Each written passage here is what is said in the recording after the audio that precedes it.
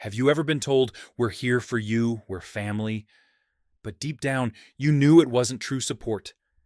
Maybe you walked away from conversations feeling smaller, more confused, or even doubting yourself. Today, I want to show you the difference between false support and real, healthy support.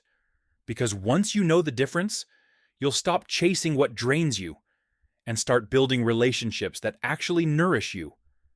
False support often looks convincing on the surface, but underneath, it makes you more reliant on someone instead of more independent. It comes with strings attached, like money or help that loops you back into obligation. It sounds like concern, but feels like control. "I'm just looking out for you," when really they're telling you what to do. And often, it's inconsistent. You might get a little validation, but never real curiosity about your inner world, never true reciprocity. In psychology, this is tied to family roles like scapegoating, where one person carries the weight of dysfunction so the system can keep running. The words, "we're here for you," are really just a script to maintain control, not to meet your actual needs. Here's where it gets tricky. We often hold on to a fantasy of what support could look like. For example, you might think, if I just send this small text, maybe my sister will finally respond the way I've always wanted. But the reality never matches. Instead of curiosity, you get criticism. Instead of sharing, you get silence.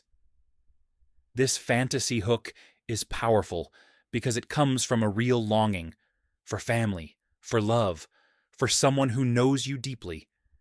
The healing comes when you can finally say, "The support I long for isn't with the people who keep hurting me. It's something I can build elsewhere."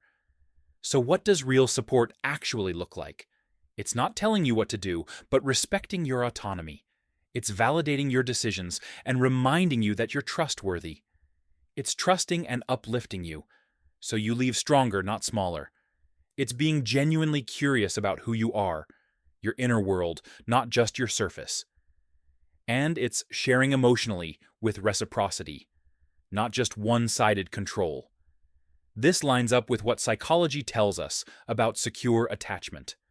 True support creates safety and curiosity, not fear and dependence. Here's the takeaway.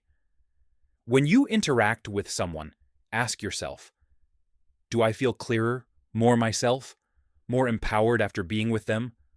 Or do I feel drained, guilty, and dependent? If it's the first, that's real support. That's where to invest. If it's the second, it's not support. It's control dressed up as care.